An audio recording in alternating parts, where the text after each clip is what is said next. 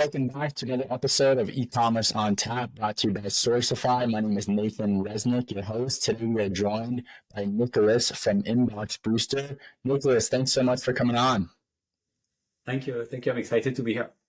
So I want to start by learning more about you. We were just catching up a little bit before the show. I know you are backed by Y Combinator, also a Y Combinator founder. So really curious to learn more about your journey and how you got to founding Inbox Booster. I got in YC as a solo founder with just an idea, and it's really, and this was working in compilers, so it's a totally different subject than email deliverability. But I had just had sold my business, which happened to be an email. And when I moved, give it a couple of years, we did some interesting things in compiler, but we were not able to go to product, and until this was a really hard product to build, and and when I moved back here, I moved to the US. I got my visa. I was able to move here, and I needed to make money really fast. So I went back into email, and then I realized that because people were calling me from YC because they knew I was helpful, and I realized that I could probably make a business out of that, and that the landscape compared to what I knew 10 years ago had changed tremendously, and it was actually becoming fun to work in and interesting. Well, 10 years ago, it was a little bit boring when I stopped working that. So that's how I got back into it. And I'm actually pretty happy because I think what we're doing is actually important. So we're actually happy. I'm happy to do that and to work on that. That's awesome. So most of our audience is either, agency owners or e-commerce founders. So I'm curious, how does Inbox Booster relate to them? What are kind of the main tools that you're providing to these brands? Let's dive into your use case. I assume, most e-commerce shops have an email newsletter program or a drip campaign, and sometimes it can be very, very sophisticated. For a lot of companies going to help with that. The problem they do all meet is, are they reaching the inbox, first of all? And it's not about, is your e-commerce campaign performing? It's really, are you in inbox? And that's actually a question that I'm not sure most of your agents know the answer to. And the first thing about Inbox Booster is that we're going to tell that to you for you. So we're going to have a free tool. You can send your email there, and we'll tell you if you're in inbox. And you can do it yourself, but to do it yourself, you actually need to create a test account each time you want to test. Because what happens with Gmail, because it's e-commerce, most users are going to be on Gmail, and it's the same for most of them, also other spam filters. Because I'm on Gmail, what happens is Gmail, if you send a couple of times the same emails, Gmail is super smart, so it will understand that you want to receive that email. So it will put it in inbox, and for everybody else, it's going to be in spam. And so you have to be very careful here because it's actually very hard to figure out if you're in spam. So that question is not obvious. So once you know that you're in spam or promotion, what do you want to do about it? Do you want to do something about it? Do you want to stop or not? And that's a question that all of your agents should have an answer to, meaning you need to know if you're in inbox. Because to give you an idea, you're going to lose, depending on your audience. So for instance, we fixed Y Combinator newsletter because they were in promotion and spam on Gmail. And by migrating them out of spam, they reached 35% click more on Gmail. So that is kind of a big increase for them. We're talking about clicks, like not options or anything. We're really talking about what they care about. So this actually matters a lot. And you're talking about a huge brand that is actually not even trying to sell, because we're talking about Y Combinator, they're just trying to recruit founders here. So you can see that it's kind of already a problem for everybody. And if even YC's email ends up in spam, then you as an e-commerce shop, you will have the problem. Makes sense. And how do you work with providers like, let's say, Klaviyo and MailChimp, right? I mean, I know a lot of brands use Klaviyo. Some might use other tools like SendLane.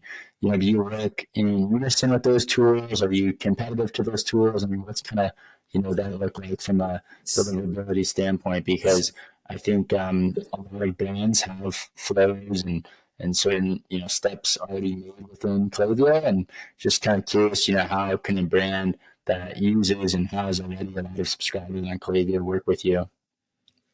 So we're not competing with Klaviyo. The thing about Klaviyo is they want to send your emails or SendLane or whomever. They don't really care if you're in inbox or not. What they really give you is a good UI with best practices and state-of-the-art deliverability, so it's working.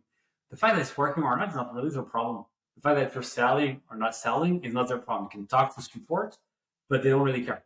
There is nobody who's going to help, and we're the only ones who can say, okay, you're in spam because of that. And now, how does it work within, for instance, Klaviyo? You send yourself a test email. So when you go on Inbox Booster, you're going to get given two test addresses, and it's free. And you send test emails using those two test addresses to click, and then you click that you send the email, you click this button, and then we're going to analyze your email coming from. But it has to be sent from Klaviyo, for instance, or from MailChimp. And you need to use something as close as possible to the real thing. And that's how we'll know if you're in spam. And the thing is, Klaviyo, for instance, they have a vested interest to not tell you, because if you were actually ending up in spam, and then it would create a lot of supers for them. So they would rather you're not telling. And I've actually talked to them, and they don't really care about this is something they don't want to offer to their customers. Got it. Makes So sense. So then, so the e-commerce brand, I mean, maybe walk us through a use case of how to work with Inbox Booster to really, increase deliverability, which I would assume in turn increase revenue. If you have any, use cases that you can talk about, I think our listeners will yeah, be very sure. interested. Sure. So, for instance, in the case of e-commerce companies, they all have so there's two types of e-commerce companies we've seen. One with flows like, for instance, an abandoned cart and send an email after 5 days, and an email after 10 days to try to get back the order. And there is also the newsletter, like okay, we're going to send a newsletter once per week or once per month to sell. In both cases, you absolutely need to test that your email are going to inbox, and you'll see three types of results if you're not in inbox. The first question is you might get it in promotion. So the first question you need to ask yourself is this something you want to fix? Because for some customers, we're advising to not fix, because say, for instance, you're selling travel, which is not an e-commerce. So it's an e-commerce, but not actual goods. Say you're selling travel, then the recipients, when they're going to look at this kind of emails, they're going to look at it at a specific time and date. So the fact of being in promotion is not necessarily a bad thing for you. So this is the first question you want to ask yourself is, if you're in spam, then you need to do something. There is no question. But if you're in promotion, it is really a business question. So assuming you want to do something about it, the second question is to understand why. And that Inbox Booster will tell you when you'll be, because we're automatically going to analyze your email. If we detect you being in spam, for instance, on Gmail, we'll tell you why.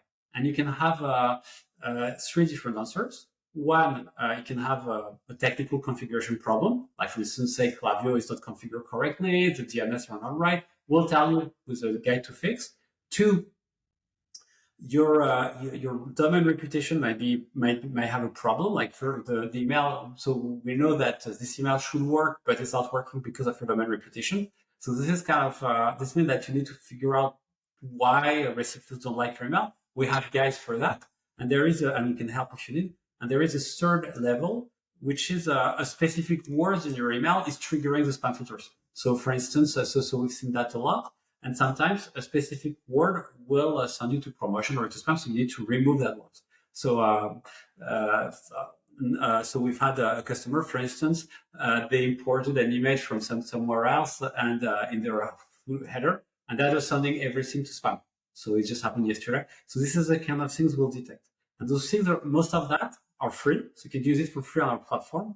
What we're going to charge for is if you want us to check your emails regularly, on a daily basis, and then we're going to do all this work for you for free, and the pricing is on the website and all that. But all of that, like the test to the resolution, is basically free, and you can do that. And this is why you should do that if you're an e-commerce shop. You at the very least want to check your emails once per month. If it's like over 30% of your revenue, you probably want to do it once per week. And Makes so, sense. and we have customers emails like 80% of their revenue, so they are being checked every day. But this is that they're on our paid plan, and we check for that.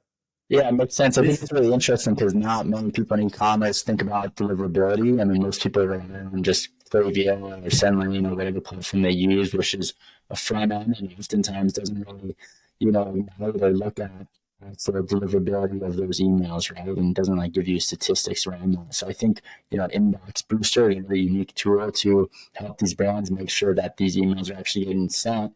You mentioned some statistics of, revenue coming from 30% of email. I'm curious because I think a lot of brands want to benchmark, how much of their revenue should be coming from email. Do you have any kind of statistics that you've seen from the data that you have in terms of, I'm running this $1 million brand, or I'm running this $10 million brand, and based on those ballparks, that 30% of my revenue should be coming from email. How do you think an e-commerce brand should look at that?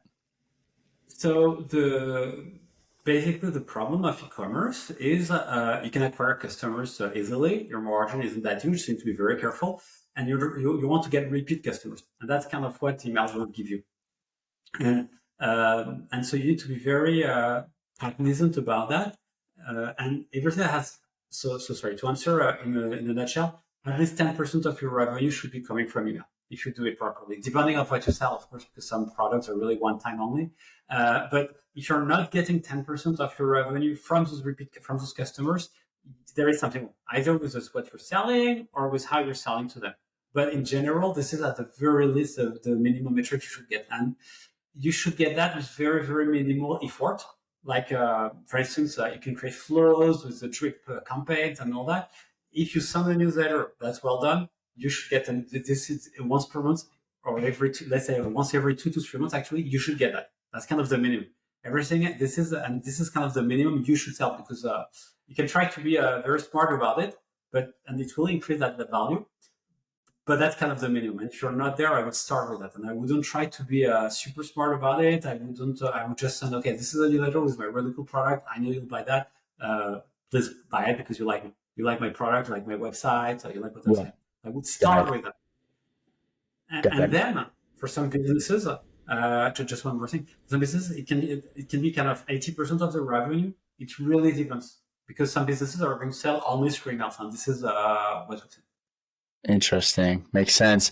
I'm curious what you think of the pricing structure of, a provider like Klaviyo, because one thing that we saw in the SMS world with tools like, Postscript or Via Customers, or there were so many SMS providers, to me, they're like a commodity, right? They're just a Hmm? nice UI, UX on top of a, Twilio configuration or whatever it may be that actually is the one sending these SMS messages. And so I'm curious, for you being an expert in email, what do you think about the pricing structure of tools like Klaviyo? What should people be looking out for? So the market in email is pretty. It's the same as it's not the same as SMS. In SMS, there is a cost to send an SMS. Uh, the thing also, but with email, it's basically free to send an email. So it's the ultimate commodity. We even open source an email server, so you can send email for free. There's no reason. So if you're paying, you're really paying for more the CRM layer, and the pricing structure of those people. There is really a two business model in that space. One, you sell to really big companies, or to the really small ones. If you sell to the really small ones, you want kind of a normal an entry point, price point, and a fee per month. And if you sell to the large one, like Sandwich, for instance, you're going to negotiate the price, and you want a higher volume. The thing is, what I do believe is that this model is it's done. It's not going to work much longer, because people are receiving too many emails now. So you really need to kind of think ahead. And one of the things we've seen, for instance, I mentioned Y Combinator, but to actually reduce the number of emails they were sending, because they were sending to they had a content problem that we identified, but they also had a sending problem. They were sending to people who hadn't opened their email in the last 10 years. And we just stopped sending to them. And that's this combination of to fix the problem. But what happens is people are like, for example, how many emails do you receive per day? Too many, probably, I don't know, dozens or maybe over 100 at this point. So you're not going to receive more, and sending you more emails will not help. And if anything, it will create some kind of a habit effect. So you're going to read of a specific sender, you're going to read less and less. Now, if I send you an email once per month, you might actually be more interested in it, and you'll be more careful if it's well crafted. So we're moving from a quantity to a quality world, and this is why we're here. This is basically we're helping to increase the quality of your email. Yeah, Answer. I'm curious too because you talked about how Y Combinator, cleaned its list basically, right? And I feel like a lot of brands don't spend time and don't even think about cleaning their list. what do you think should be standard practice? You know, if someone Uh, hasn't opened the email in 6 months or a year, should they be off your list? What is that standard practice there? So the best practice is one, you shouldn't look at Open because is too unreliable. It's not, it doesn't work and it's not portable between providers. So be very careful with Open. What's recommended is your engaged segment is everybody who has clicked in your email in the last 90 days, provided you're sending once per month. Uh, the second thing you want to do is, those are the people you want to send to. Everybody else is a boss. So you first should start sending to those people, see how they react, and then you need to you can expand a little bit who you're selling to part of the people who are inactive. And then second segment is going to be 90 days to 190 days, so 3 to 6 months. Those are the people you have a good chance of re-engaging, and then everybody else need to be very, very careful. So that's Got kind it. of that's just best practices are. Makes a lot of sense. Well, Nicholas, thanks so much for coming on e-commerce on tap. If our listeners want to get in touch with you, where can they find you and follow you? So they can go on inboxbooster.com and they can directly book a meeting with me there if they want, because there is a link to do that. They can sign up and they can test the product. Awesome. Nicholas, thank you again. And thank you everyone for Thank listening in you. to this episode of e-commerce on tap brought to you by Sourcify.